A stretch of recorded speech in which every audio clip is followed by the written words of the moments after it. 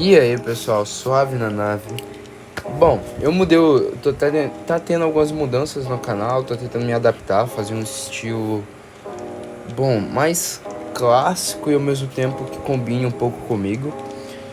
Então tá tendo essas mudanças de foto de perfil, de nome, e eu acho que eu vou me apresentar pelo meu mesmo nome mesmo assim, né? Sem usar um codinome, enfim, que seria no caso Matheus. Então, e aí, pessoal, suave na nave, Matheus aqui. Bom, dando continuidade à nossa série de cálculo, depois de ter pulado ali Hospital e Máximo e Mínimo, porque até então eu fiquei com preguiça de gravar essas coisas, eu dei então um dos conceitos do que é integral, que seria antiderivative ou antiderivada, que no caso seria basicamente a conta inversa, se assim a gente pode dizer, da derivada.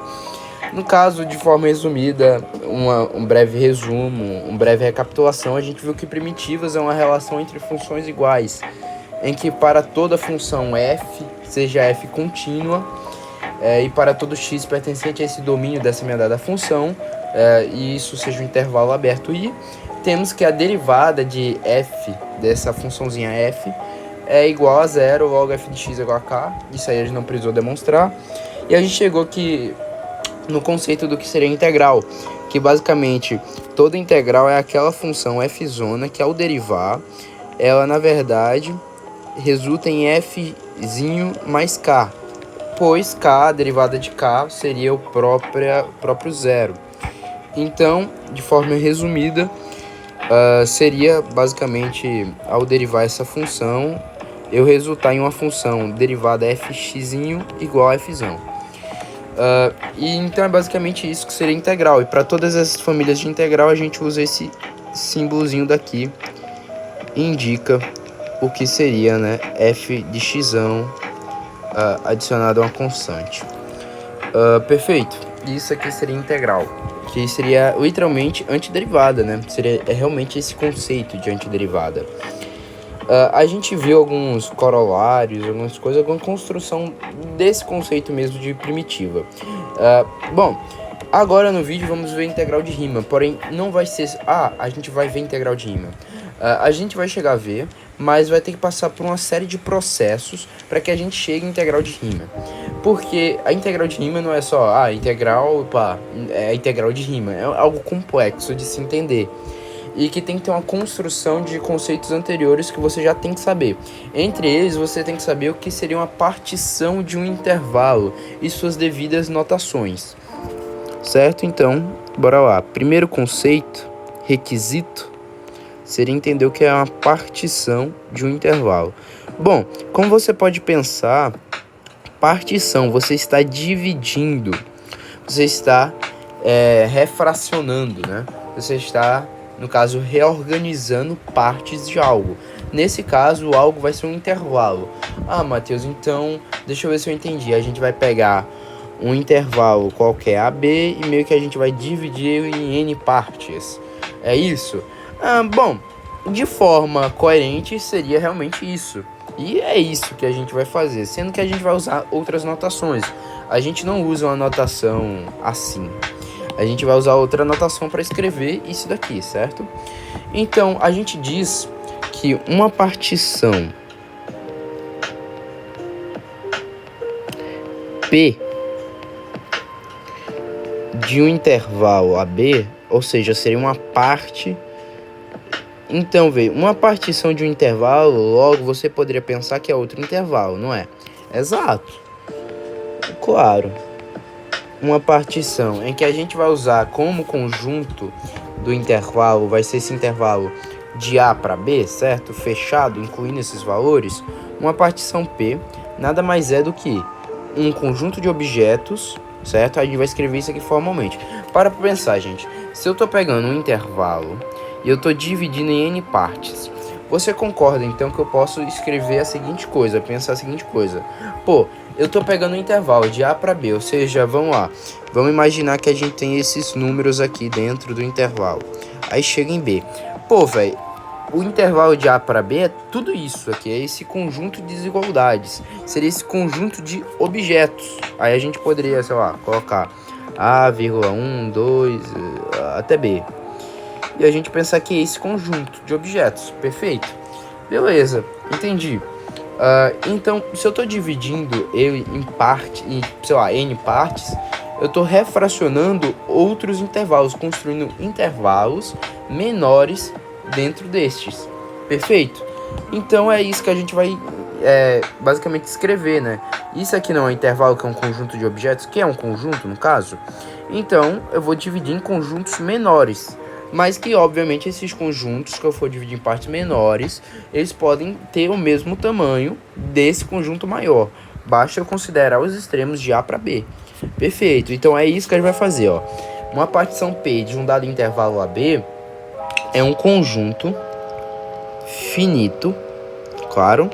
Por que um conjunto? Por que não um conjunto infinito? Porque o intervalo que eu estou trabalhando AB é finito. Ele tem aqui a barrinha fechada, chega ao máximo valor o próprio A e o próprio B. Ou seja, obviamente é finito, não é infinito. Então todo conjunto aí que eu pegar vai ser finito. É um conjunto finito, P, que a gente chama, que é partição, e ele vai ser dado pelos objetos x0, x1, x2, até um objeto xn. Bom, se uma partição P nada mais é do que eu pegar um intervalo maior e dividir, pode ser ou não em partes iguais, certo? Beleza, entendi. Então eu estou pegando um intervalo que a gente pode representar por conjunto, né? Aliás, é um conjunto de objetos, e jogar a reta numérica, perfeito? AB. E eu tô pegando um conjunto finito de pontos dentro desses intervalos, certo? Não é isso que eu tô fazendo? Exato. Que ele chama de x0, x1, x1 até xn, né? Ou seja, é como se você tivesse um valor x0 aqui, x1, x2, x3, e você vai colocando até um total de, quando você for contar, n pontos, certo? Beleza, conjunto finito de pontos, entendi. Em que a gente vai ter a seguinte coisa, presta atenção. Eu vou ter que se eu quiser que, por exemplo, o meu intervalo... Aqui a gente já deu a ideia da partição de um intervalo, certo? Mas se eu quiser, por exemplo, que esse intervalo... ele tenha o mesmo tamanho do meu conjunto finito, ou seja, minha partição do meu intervalo é meu próprio intervalo. Sim, a gente pode escrever isso, e a gente escreve assim, ó. A é igual a x0, já que essa é a partição do intervalo, que é menor que x1, menor que x2, até menor que xn. Perfeito? Então essa, deixa eu escrever aqui o n melhorzinho, bonitinho, seria a ideia de uma partição do intervalo em que xn é igual a b, né, que seria o limite. Perfeito. Deixa eu colocar aqui igual a B. Pronto. Perfeito. E isso seria a partição de um intervalo. É você pegar um intervalozinho, dividir esse intervalozinho, você definir os extremos do intervalo A para B. Você vai pegar um conjunto de pontos finitos dentro desse intervalo. Aí você vai colocando esse conjunto de pontos até chegar a um ponto xn, por exemplo. E então você tem o quê? Que você pode ainda particionar esse intervalo no tamanho do seu intervalo, que basta você dizer que xn é o último ponto e a é x0.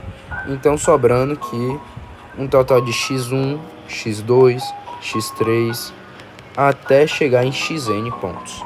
Perfeito? Perfeito. Beleza, bem simples, né? Eu tenho um intervalo, tenho um conjunto, eu divido esse conjunto em certas partes. Essas partes, esse conjunto P, que seria o conjunto da partição, eu posso escrever quantas eu quiser, aí eu vou definir os pontos, 1 ponto, 2 pontos, 3 pontos, assim por diante. Ou seja, isso aqui indica a quantidade de pontos. Nesse caso, observa-se que é n mais 1 ponto, porque eu começo a contar do x0, certo? Se eu estivesse contando do 1, então seria um total de n pontos. Perfeito? Beleza. Tá. Deu pra entender. Então, o que a gente vai fazer?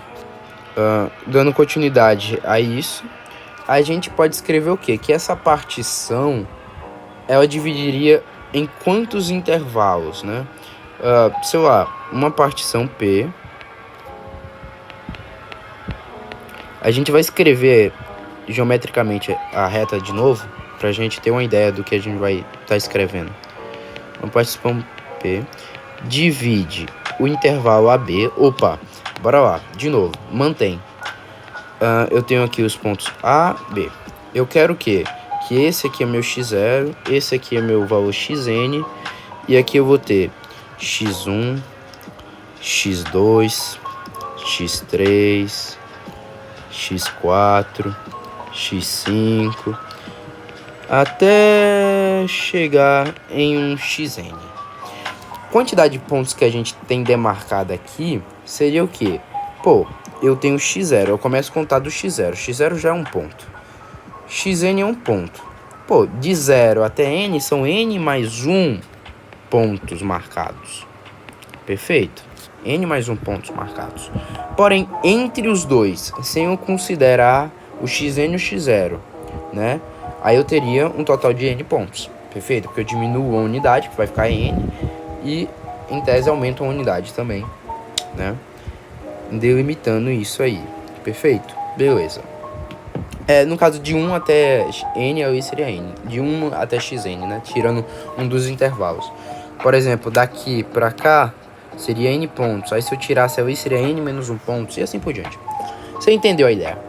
Beleza, uma partição P que eu tome aqui, ela vai definir então a quantidade de conjuntos que eu vou ter. A quantidade de intervalos. Observe que eu sempre vou ter o quê? De x0 a x1, isso aqui é o sucessor. Sucessor, x2, x3. A gente está usando números consecutivos. Ou seja, uma partição P divide um dado intervalo AB em n intervalos. Por que n intervalos? Porque a gente está pegando exatamente o que? O intervalo é sempre definido entre dois pontos. Ou seja, a gente vai estar definindo aqui entre dois pontos. Entre dois pontos até chegar a xn, que vai ser o n menos 1 com o n. Perfeito? Então vai dar um total de n intervalos. Perfeito? Aí vai ter n mais 1 pontos e n intervalos. Isso considerando os extremos, né? Então a gente pode falar que ele constrói n intervalos de tal forma que a gente vai ter, chamando o termo sucessor de i, por exemplo, xi, o anterior é xi menos 1. Certo? N intervalos em que eu vou ter xi menos 1 e xi. E, claro, ele assume... em i... ele assume o valor de 0 até n, né? Perfeito? E isso aqui que a gente construiu é já a ideia do que é uma partição de intervalo. A gente já sabe o que é. Bom, dando continuidade, agora a gente vai usar algumas outras ideias. A gente está construindo um conceito aqui, tá, gente? E como eu disse para vocês, a gente tem que ir se acostumando com essa devida notação, com as ideias. Não é coisa fácil assim, jogada. Bom, agora a gente vai tentar entender o que é uma amplitude, gente. Quando você tá, por exemplo, eu me lembro disso até em geografia. Quando você fala, por exemplo, você tem um gráfico, questão do Enem. Você geralmente tem um gráfico lá e tem um período de chuva, tipo verão, essas coisas. O pluviômetro, né? É o pluviômetro, que é o equipamento para medir a quantidade entre aspas, de chuva, né? Mas que seria, no caso, unidade de volume, que cai ali por metro quadrado, sei lá. Quilômetro, metro quadrado, por exemplo. Você vê ali essas taxas e você tem a temperatura também, você tem a variação da temperatura. Essa variação da temperatura que a gente vê, que a gente geralmente chama de amplitude. Porque amplitude, gente, é o tamanho. Basicamente, amplitude é outra palavra para comprimento. Aí essa amplitude, então, já que ela é a mesma coisa que comprimento, ela tem um sentido diverso. Comprimento de um celular, comprimento, sei lá, de um prédio, de um carro, sei lá, enfim. Um comprimento, né? Um comprimento você sabe que então seria basicamente pegar um segmento de reta e prolongar ele. E o medir em relação a dado referencial, que a gente usa uma unidade de algo, né? Centímetro, metro. Então, amplitude é exatamente isso, gente, é o tamanho de algo. E a gente sabe que a gente pega a variação do espaço, que é pegar o, entre aspas, posição final e subtrair da posição inicial. É exatamente isso que a gente vai fazer, gente. A amplitude do intervalo que a gente vai querer calcular. E você vai entender o porquê a gente está querendo calcular essas coisas quando for construir o conceito, certo? Amplitude do intervalo, no caso, é o comprimento, gente. Se é o comprimento, é a variação do espaço, certo? Física. Amplitude do intervalo, por exemplo, que a gente quer calcular xi menos 1 com xi, seria basicamente indicado assim, ó. Será indicado como delta xi, que seria a variação desses meus pontos, que seria basicamente xi, que é o último, menos xi menos 1. Por quê, gente? Porque é sempre a posição do espaço final menos inicial. Bom, gente, se eu quisesse, por exemplo, calcular esse primeiro intervalo, que é de x0 para x1, esse primeiro intervalo ele tem que comprimento. Bom, basta você pensar. Imagine que o zero aqui, imagine não, ele é, né? O zero é o seu ponto inicial. Isso aqui é um segmento de reta, gente. Então, quando você tem um ponto aqui, ele chama de x1, ele está falando que esse segmento, vindo daqui para cá, esse conjunto de infinitos pontos contidos nesse segmento de reta, que forma o segmento de reta com aglomerado de pontinhos, aí são tantos pontinhos que juntos eles terminam formando uma reta, já que no espaço há infinitos pontos. E quer dizer que esse tamanho desse segmento é x1. Beleza, perfeito. Aí você quer saber o que? O tamanho desse intervalo. É eu pegar essa distância x1 e subtrair da distância inicial, porque a distância inicial que você está pegando é do zero, sendo que não é zero, porque, gente, você tem que parar para pensar, isso aqui não é zero, por quê? Porque isso aqui não é uma reta numérica em que ela tem uma origem. Aqui a origem dele é o próprio valor já, que é x0, que é um segmento que você não sabe, que seria esse segmento aqui, seria tipo esse negócio daqui, e você não sabe o quanto vale, ele só vale x0, então é x1 menos x0. Enquanto numa reta numérica, por exemplo, de 0 a 1, você sabe que isso aqui é uma unidade, que seria 1 menos 0. 2, por exemplo, seria 2 menos 0. Mesma coisa aqui, menos 1, a distância de menos 1 e 0, gente, menos 1 menos 0, aí é menos 1, claro. Agora, se você pega, por exemplo, o 1, por exemplo, aqui, ó, você pega o 1 sendo a variação do espaço, ao colocar o 2, a distância do 1 para o 2 é uma unidade só, que é 2 menos 1. Mesma coisa, a gente subtrai do valor inicial. Então é x1 menos x0. E isso aí vai ficar a mesma coisa, ó, x1 menos x0, x2 menos x1. Observe que é sempre eu pegar o final, pegar o consecutivo e subtrair do seu antecessor. Logo, xi menos xi e menos 1. Perfeito? Então a gente vai construir um bocado de números, que vai ser os números delta x1, delta x2, que é a amplitude dos intervalos, né?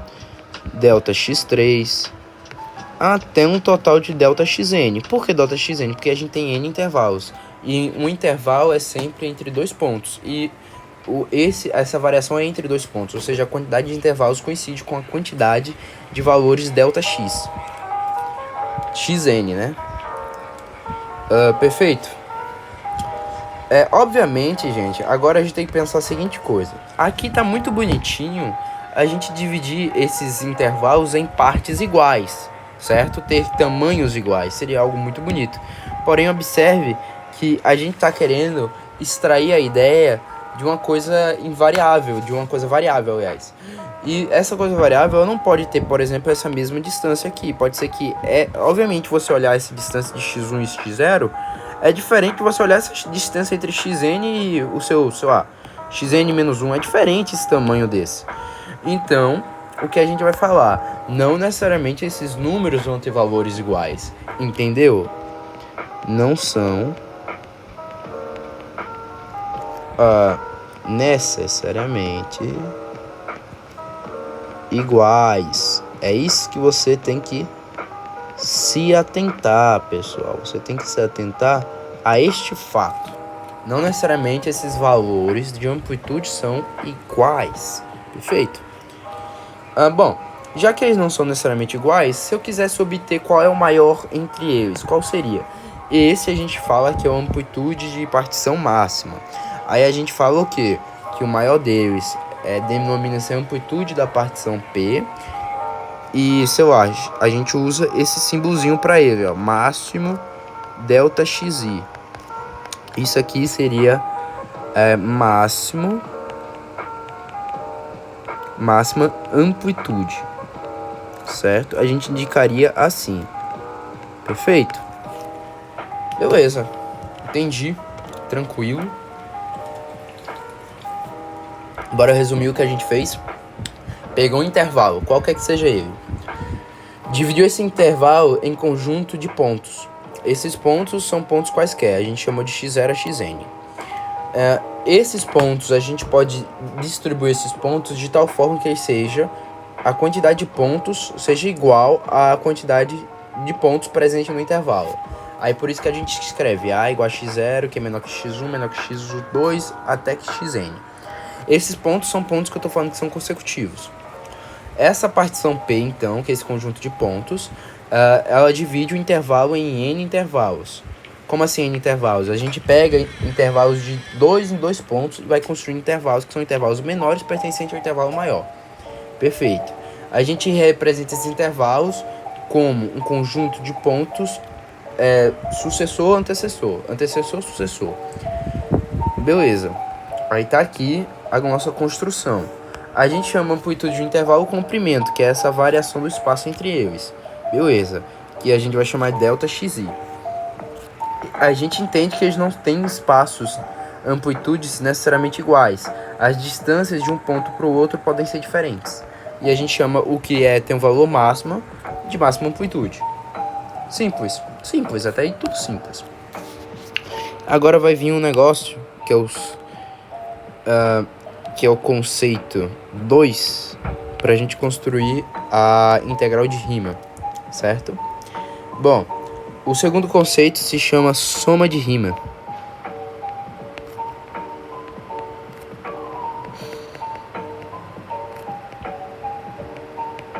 Sabe uma coisa que eu acharia muito legal, velho?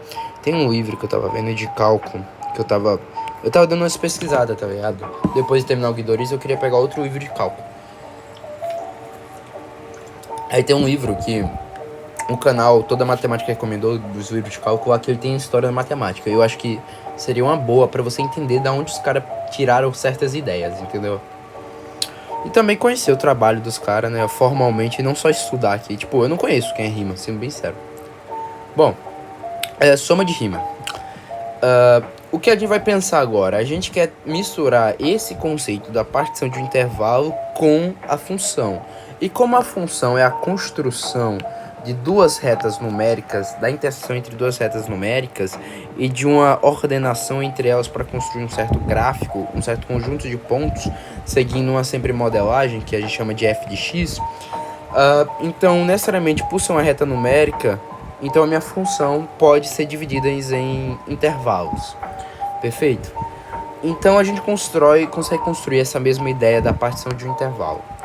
Bom, o que a gente vai entender como soma de Riemann seria uma função, seja f uma função qualquer, definida em um intervalo, certo?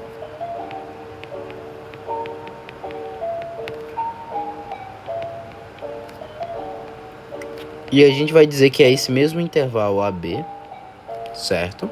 Ou seja, esse aqui é o domínio da minha função, perfeito? E seja P esse conjunto de partições presente no meu intervalo, perfeito?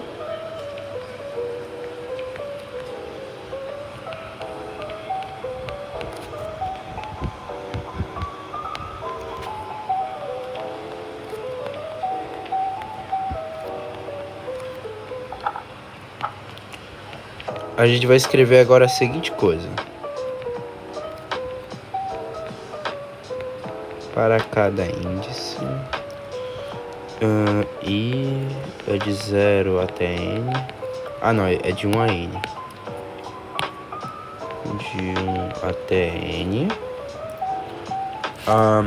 Agora vai vir um negócio, viu? Calma aí. Eu vou ter esse conjunto de pontos, certo? E a gente vai escolher. O que acontece, gente? Você concorda? Apesar do conjunto aqui de pontos ser um conjunto finito e dividir um intervalo em infinitos pontos, você concorda que entre um ponto e outro sempre existem infinitos números aqui, já que há infinitos pontos um perto do outro para fazer essa reta, concorda? Então há infinitos números contidos aqui dentro. A gente vai escolher um desses números entre x0 e x1, tá bom? Então seja CI, por isso de 1 para n. Por que de 1 para n? Porque do 0 a gente vai ser o único ponto que a gente não vai poder escolher, né? É um ponto entre o x0 e x1. Ou seja, um ponto entre... Aí quando chegar em x1, x2, aí vai ter outro ponto. Seja CI, um número.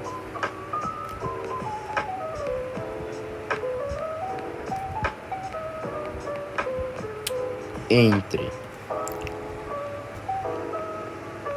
xi menos 1, xi menos 1 e xi escolhido arbitrariamente. Ou seja, o que eu escrevi aqui, tu vai ter uma função, ela está definida no mesmo intervalo AB, você fez a mesma divisão das partições do intervalo. Então você tem o que? Você tem que A, que é x0, x1, x2, até um xn, igual a B. Igual a B não, B tem que estar lá no ponto, né? Xn menos 1, por exemplo. Aqui xn, que é igual a B.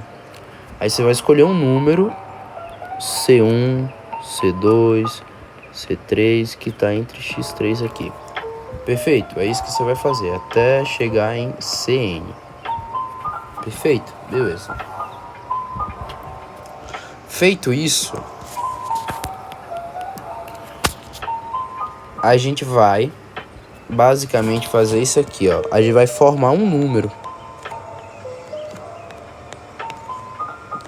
Pois bem, né?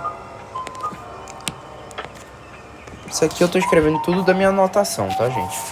Pois bem. A gente vai ter a seguinte coisa agora. Qual vai ser o número que a gente vai formar? Esse número aqui, ó, gente. A gente vai escrever, voltar ali e vai ver o que ele significa. Calma aí. Somatório.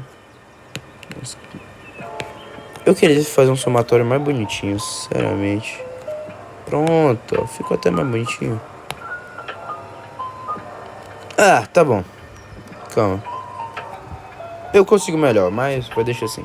Somatório com índice de 1, aliás. De 1. Em que eu vou ter f de ci vezes delta xi. Como assim? Calma aí. Porque isso aqui é um número. Bora começar de calma em calma. A gente tem uma função, certo? Você tem uma função, beleza? E isso aqui é o domínio da sua função, certo? Beleza. É o domínio da minha função. Sim, Matheus. E daí? Calma. Calma. Como que surgiu esse somatório? Vamos lá, com calma. Eu não quero um número? É, Matheus, você quer um número. Todas essas coisas já são números, né, Matheus? É. Mas eu falei um número somatório. Então eu quero entender o que é ele, certo?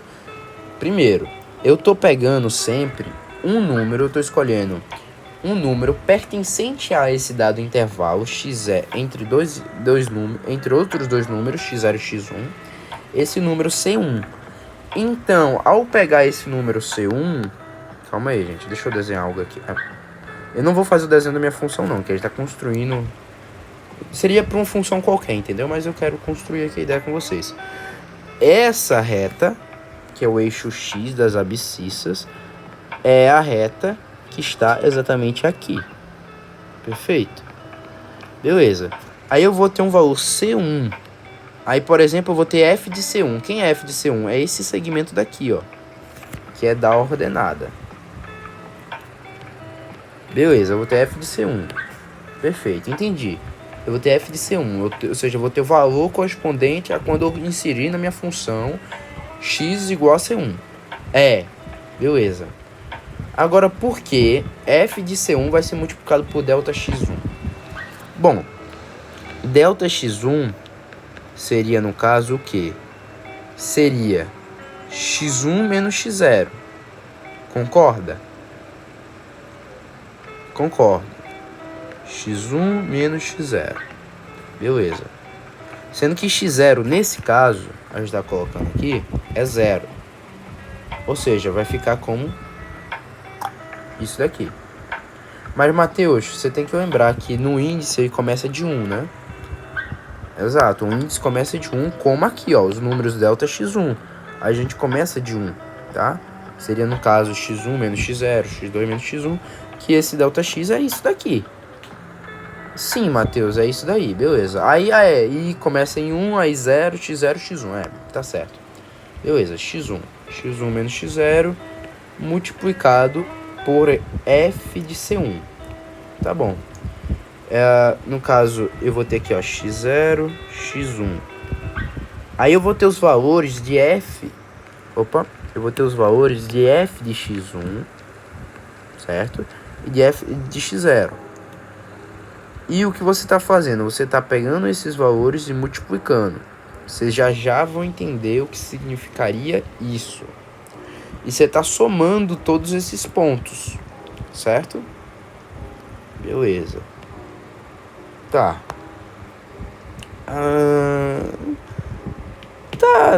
Tá dando pra absorver a ideia. Mas ainda assim tá meio ruim, né, Matheus? Eu não tô entendendo muito bem. É porque eu não desenhei a função lá também.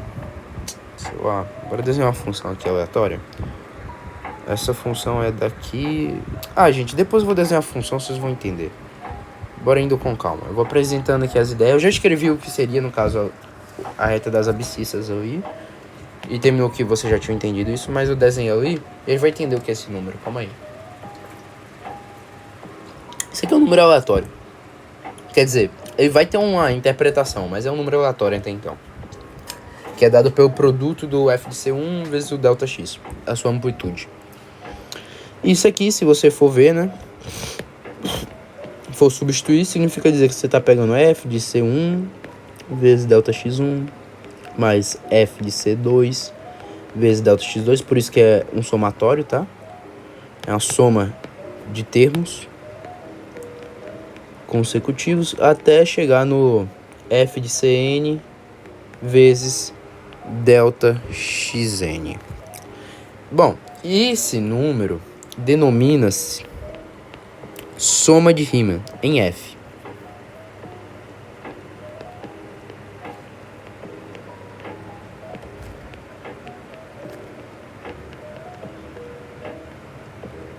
Soma de Riemann em f, que é a função relativa, você tem que escrever isso, à partição P, ou seja, ele quer dizer relativa à partição P que você está dividindo o intervalo AB em P, e ao dividir entre esses intervalos, formando já os comprimentos, a amplitude, você está pegando entre a amplitude números CI quaisquer. Perfeito.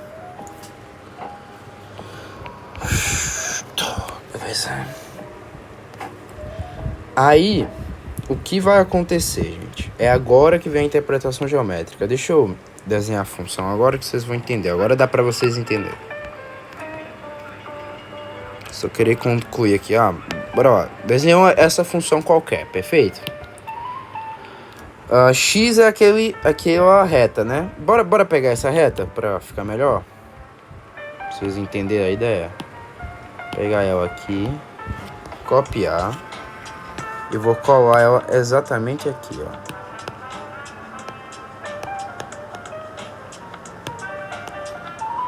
Ah, saquei. Mas no caso a gente tem que fazer isso aqui bonitinho, né? A gente tem que fazer isso aqui bonitinho. Perfeito.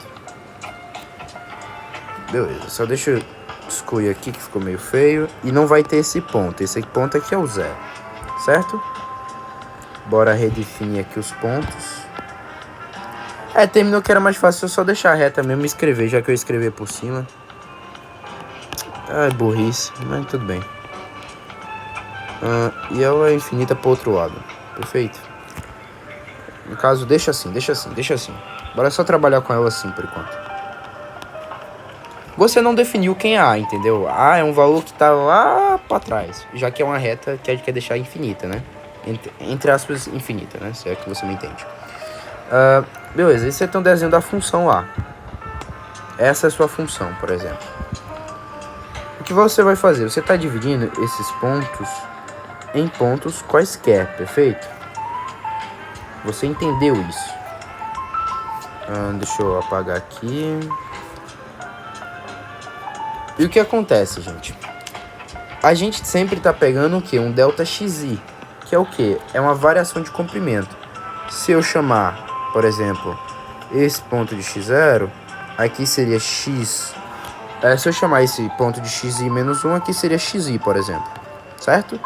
Mas a gente sabe que xi menos 1, tanto faz. Então a gente pode falar que começa aqui, que esse aqui é o xi menos 1. Aí o próximo é xi, o próximo é xi mais 1. Enfim, aí esse xi aqui que a gente vai colocar, a gente vai colocar ele mais distante. Aí vai colocar ele mais ou menos aqui, xi, certo? E eu vou ter então que o tamanho da minha partição é toda essa. Olha que tamanhozão. E eu vou escolher um número. Eu escolho um número entre a minha partição, entendeu, gente? Porque a sua partição, o que acontece, gente? Bora lá, revisando. Você pega o intervalo AB. Você divide esse intervalo AB. Ó, você divide esse intervalo AB em uma partição P, que é com conjuntos finito de pontos, certo? Pertencente a esse intervalo. Aí em que A pode ser x0, que é menor que x1, até chegar a xn igual a B, para deixar a partição do mesmo tamanho do intervalo. Perfeito? Aqui é xn. O próximo, que seria o x1, você sabe que a variação do comprimento, que é a amplitude da partição do intervalo, nada mais é do que xi menos 1 até xi, em que i é de 0 até n. No caso, 0 não, né? De 1 até n. Perfeito? Por quê? Porque você coloca 1 aqui, x0 x1. Perfeito? Então você sabe também que o tamanho entre x0 e x1 não necessariamente são iguais. Ou seja, eu posso escolher onde eu vou colocar esse x1 dentro desse meu intervalo, como eu vou dividir. Nesse caso, eu peguei o antecessor dele e o sucessor dele e deixei esse tamanho daqui, da partição, perfeito? Aí é isso aqui que eu tô fazendo, ó. Você tem que interpretar como fosse isso aqui que eu tô fazendo, que esse A é xi menos 1, e o próximo dele, que seria o x1, é xi, que tá aqui, ó. Olha o tamanho dessa partição, certo? Entendeu? Esse é o tamanho do comprimento. Esse comprimento aqui seria, por exemplo, a amplitude de xi menos 1xi, perfeito? E você escolhe um número entre esses, que a gente chama de C1. Aí você escolhe um CI, né? Já que está entre i menos 1 e i. Aí a gente escolhe um CI, perfeito? Beleza. O que é o número de Riemann? Olha lá para cima. É um produto, beleza, eu entendi disso. É um produto entre dois números, aí resulta em um número. É o produto do tamanho da variação de um comprimento, que a gente escolheu aqui como delta xi, como delta x, aquele delta, perfeito, para abstrair a ideia. Aí a gente vai ter isso aqui, ó, presta atenção, gente, olha só o que a gente vai escrever aqui. Perfeito? Bom, até aí tudo bem. Você está pegando todo esse comprimento e está multiplicando pela altura desse número escolhido. f de CI, certo? E o que isso significa dizer, gente? Lembra do que significa multiplicação. Eu pegar um número e multiplicar por outro significa dizer que é como eu estivesse somando esses comprimentos, um total de delta xi aqui, né? É C1 ali, por exemplo. É delta x1, né? É como eu estivesse pegando esse... CI, vai, CI, para abstrair a ideia. É como eu estivesse pegando, então, uma quantidade dessa variação de comprimentos, de xi menos 1 até xi, ou seja, esse conjunto de pontos, e somando elas, formando esse segmento daqui, certo? Uma quantidade de CI vezes, certo? Perfeito? Então termina que você cria essa projeção daqui. Porém, aí que tá. Interpretando para a função, você está pegando então esse comprimento, essa variação de comprimento, que é esse segmento aqui, e você está somando ele várias vezes. Sendo que você está somando para onde? É a sua pergunta. O segmento f de CI, ele está na horizontal, ou seja, você está somando esses segmentos na horizontal, por exemplo, ou na vertical, tanto faz. Ele está na vertical, aliás, f de CI. Então é como se você estivesse pegando esse segmento daqui, ó, formando esse retângulo. Perfeito? Então isso aqui é a área 1. Então observe que na verdade, gente, na realidade, esse número é uma soma de áreas de retângulos. Perfeito? Isso aqui representa f de CI vezes delta xi.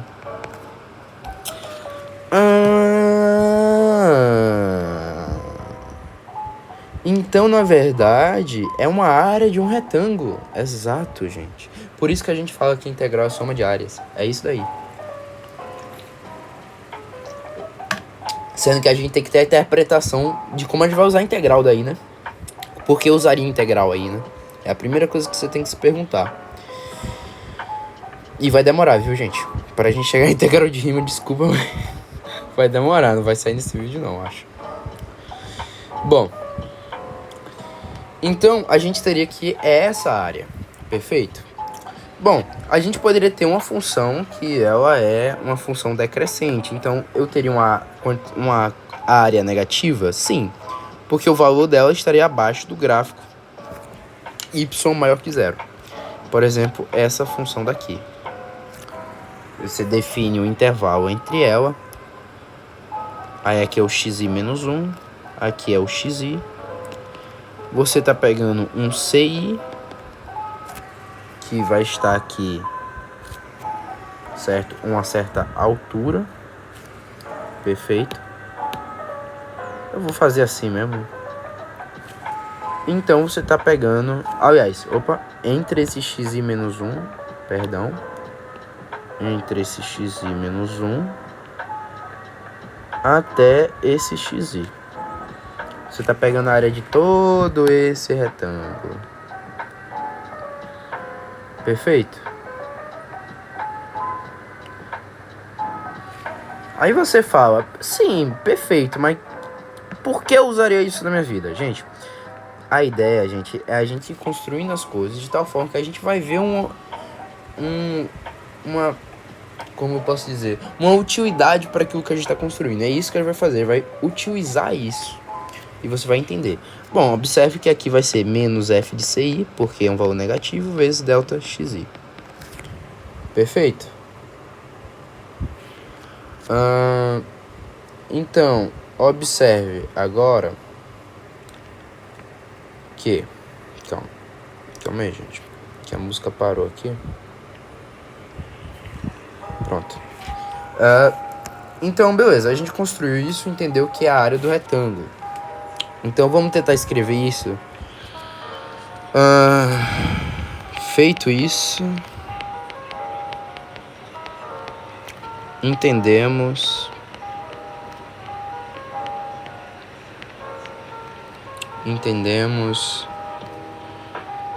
F, sendo f de ci maior que zero, sei lá, escolher f de ci maior que zero, f de ci vezes delta xi será a área de um retângulo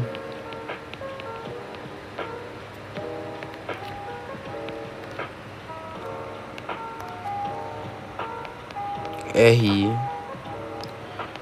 determinada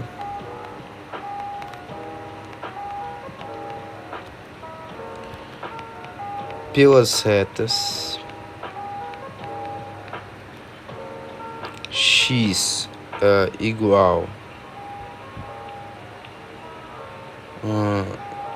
pelas retas x igual a xi menos 1, x igual a xi, que é o que a gente faz. A gente vai ter um y igual a 0. Beleza. E f de ci. Perfeito. Que é os valores que a gente usa, que a gente utiliza aqui para construir a área desse retângulo. Perfeito? Beleza. Geometricamente a gente já fez o desenho. E agora que a gente vai pensar. Agora a gente vai fazer uma seguinte coisa, que seria, entre aspas, o teorema fundamental do cálculo. Porém, ainda não vai ser o teorema fundamental do cálculo. Perfeito? E também não vai ser a construção da integral. A gente vai desenvolver um seguinte teorema, que a gente vai ter que provar. E esse teorema vai ser a seguinte coisa. Olha só. Construído isso aqui. Vai demorar para chegar ainda a integral de Riemann. Seja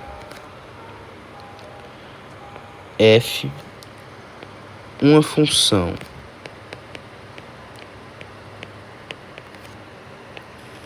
definida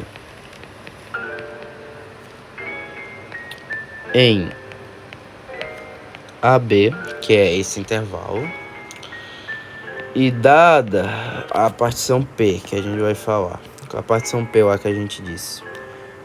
Pô, pior que eu tenho que escrever. Não, eu vou escrever assim, velho. X0 menor que x1. Vou escrever direto já.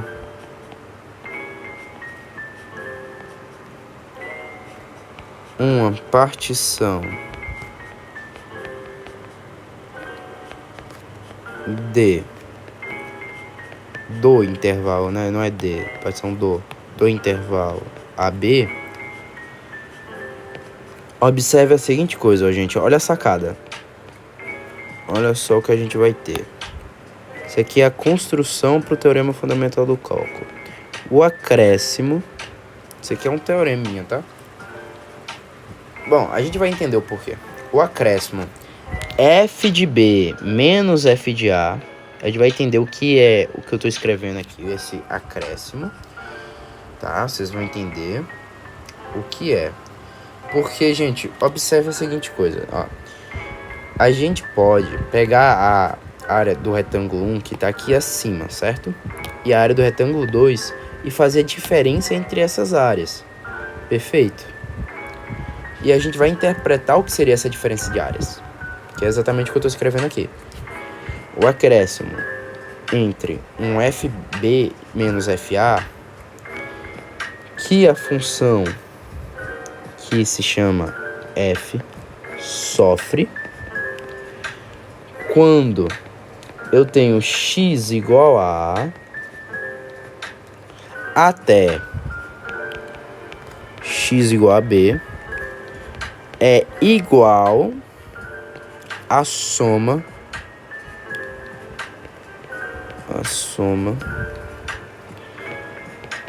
dos acréscimos f de x menos... Não, f de xi, né? Porque tem que ser positivo. F de xi menos 1 para... E a gente vai primeiro escrever a ideia de 1 a 4. A gente vai, no caso... Ó, vocês vão ver a ideia que eu tô querendo construir aqui com vocês. A gente não já construiu aqui partição de intervalo, entender o que é isso, comprimento barra amplitude, soma de rima, essa funçãozinha, esse número, entender o que é a área do retângulo? Perfeito. A gente agora vai interpretar a mesma coisa. A gente vai pegar essa soma de rima, que é esse número, a gente vai estar usando as coisas aqui da partição, tudo que está presente na soma de rima, e a gente vai entender agora o que seria uma diferença entre essas áreas desses retângulos, certo?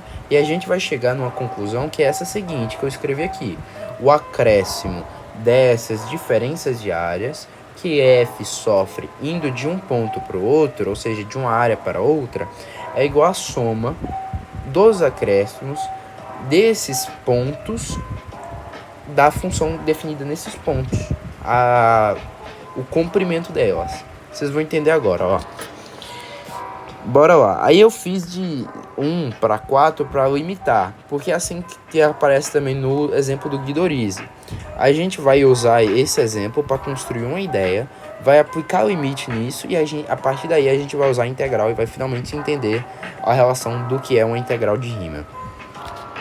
Bom, primeiro bora escrever. O que eu escrevi aqui, que esse f de b menos f de a é igual à soma dos acréscimos indo de i de 1 até a 4. E esses seria, no caso, seria basicamente aqueles comprimentos, aqueles ΔX, porém f de ΔX. Seria basicamente isso. Sendo que não seria um f de ΔX, basicamente. Sendo que seria f essa subtração entre os pontos, ou seja, essa diferença aqui seria eu pegar uma função, aí eu tenho um xi menos um xi, e eu tô pegando esses f aqui, eu tô fazendo a subtração entre eles, ou seja, eu tô sabendo esse segmento de reta, a diferença de distância entre eles, por exemplo. Aliás, não é esse segmento de reta, na verdade, né? É a diferença entre esses tamanhos aqui, ó. Esses segmentos, né? Esse segmento de diferença que eu tô fazendo, perfeito? É isso que eu tô calculando aqui. Beleza. F de B menos F de A, então é a soma. Então eu tenho que somar, é um conjunto de somas. Ou seja, é igual ao quê? É igual a soma dos acréscimos, beleza? É igual pegar f de xi e vai de 0 a 4, então eu posso pegar, por exemplo, f de x4 menos f de x0. Então essas coisas são iguais? São. Perfeito, beleza, entendi. Mas, ó, nesse caso, o meu intervalo, ele tá aqui, se você ver, já que esse xi aqui é um xi qualquer, que vai de 1 a 4, eu posso tomar esse x igual a e esse b, né, sendo, no caso, esses intervalos maiores, né, esse de 1 e 4, ou 4 e 0, né. Nesse caso, a gente vai escrever aqui, as coisas vai entender. Caso de 0 a 4, né, não, é de 1 mesmo, porque é 0, né, tá perfeito. É a mesma coisa, então, esse tamanho aqui, essa diferença entre aqueles segmentos é a mesma coisa desse tamanho aqui, que é a mesma coisa disso daqui, ó, que é a soma dos acréscimos. Ou seja, a mesma coisa de eu pegar f de x4 menos f de x3, que é o som antecessor, e somar tudo, já que é a soma dos acréscimos, né? Então, vou ter f de x3 menos o antecessor, f de x2. Vou ter f de x1 menos f de x0. Perfeito. E observe que ao somar isso aqui, observe que eu vou ter f de x, menos f de x3 mais f de x3, vai embora. Eu vou ter f de x menos o f de x2 que estaria ali. Calma aí, eu escrevi alguma coisa errada, né? Perfeito, escrevi alguma coisa errada. Acabei de ver. Faltou um termo aqui, que é o x2 menos f de x1. E mais um, que é o f de x1 menos o f de x0. Pronto, agora tá certo. Perfeito. Aí esse f de x2 menos f de x2 vai embora com esse f de x2. menos f de x1 vai embora com f de x1. Então, observe que isso aqui vai dar exatamente f de x4 menos f de x0. Então, realmente, essas coisas são iguais, certo? Eu pegar o acréscimo fb menos fa, sendo b e a os extremos do meu intervalo, que era do meu domínio lá, que você lembra do domínio, então é a mesma coisa de eu pegar a soma desses acréscimos f de xi menos f de xi menos 1. Perfeito? Então, observe que a gente pode então escrever exatamente f de b menos f de a da seguinte forma. F de b menos f de a é igual ao somatório, perfeito. Só para indicar que eu tenho uma soma, que é o que eu realmente tenho. Eu tenho uma soma de termos. Então, eu tenho essa soma de termos, que é sempre desse f de x i menos f de xi menos 1. De i começando em 1 até 4, por exemplo. Porém, se eu quiser deixar generalizar a ideia, eu vou simplesmente fazer isso daqui, ó. Generalizando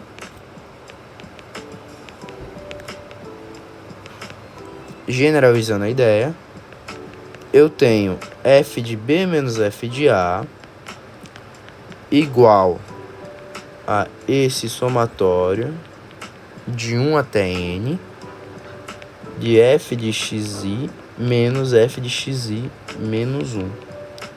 Perfeito? E é isso daí. Ou seja, a gente já descobriu uma coisa, né? A gente já descobriu isso. E o porquê isso aqui vai ser importante? Porque é aí que vem, entre aspas, no Guidoriz ele dá um exemplo, porém, na verdade, esse exemplo é totalmente importante para a gente construir a ideia da integral, perfeito? Bom, o vídeo vai ficar por aqui. Isso aqui era quando estava ensinando concavidade. E agora, no próximo vídeo, para não ficar tão longo, eu vou dar continuidade à integral de Riemann.